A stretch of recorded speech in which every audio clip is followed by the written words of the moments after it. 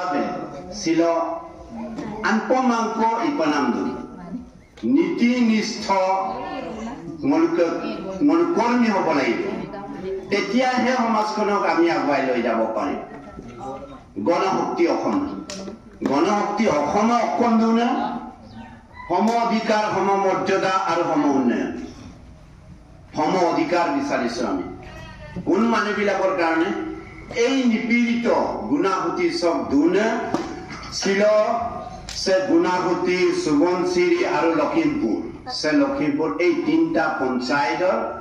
সামলো সম অধিকাৰ ন লখিমপুৰ টাউনক আমিও কুদিদ বেলেগ হেৰি নহয় মানুহ নহয় বোলো অমৃত খাই ডাঙৰ দীঘল হোৱা নাই বুলুগম কলো ন অধিকাৰ যেন নিপানামে কামা আমি ভাৰতীয় আমি গণতান্ত্ৰিক দেশৰ মানুহ আমিও মানুহ আমাকো অধিকাৰটো দিয়ক ভাল ৰাস্তা ভাল ঘাট পদূলি ল'ৰা ছোৱালী স্কুল কলেজ বিলাকক উন্নত ধৰণে মানুহ হিচাপে জীয়াই থকাৰ অধিকাৰটো বিচাৰিছে সম অধিকাৰ লাগে তাৰ কাৰণে আমাক সম মৰ্যাদা দিয়ক কায়ানে টাউনক অচয়লা অবয়লা ধনী মানুহ অন্য মৰ্যাদা নবিয় মানুহৰ মৰ্যাদাই বুলুম যি মৰ্যাদা দিয়া আমাকো সেই মৰ্যাদা দিব লাগে না মই কৈছো এই অঞ্চলটো এই গুণাহুতি সুবনশিৰি লখিমপুৰ অঞ্চল চামচিন আমি বসবাস কৰিব পৰাকৈ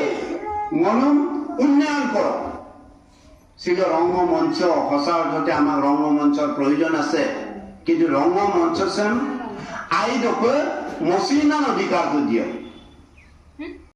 পত্ৰ পুৰাই আৰু ইণ্টাৰভিউ দিয়ে তাৰে কিন্তু 11 লাখৰ ভিতৰত মাত্ৰ 3000 সংস্থাপন পায় বাকি 10,97,000 কিন্তু থাকি যায় তাৰমানে কিমান পাৰ্চেণ্ট আমি সংস্থাপন দিব পাৰিছো আৰু কিমান পাৰ্চেণ্ট থাকি গৈছে সংস্থাপন দিয়াটোতো 10% নহয় তো থাকি যোৱাটোতো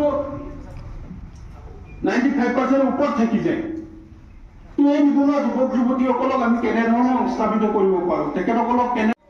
যে মিচিং অট'নমাছ কাউন্সিল আমি চলাই আছো বিভিন্ন জেগাত গাঁও পঞ্চায়তৰ জিলা পৰিষদ মেম্বাৰ সভাপতি সভানেত্ৰী কাউন্সিলৰ এইসকলকো আমি প্ৰতিনিধিত্ব কৰি আছো আমি ৰাইজক কেনেধৰণে আগুৱাই লৈ আহিছো বা আমি কেনেধৰণে আজি চৰকাৰৰ লগত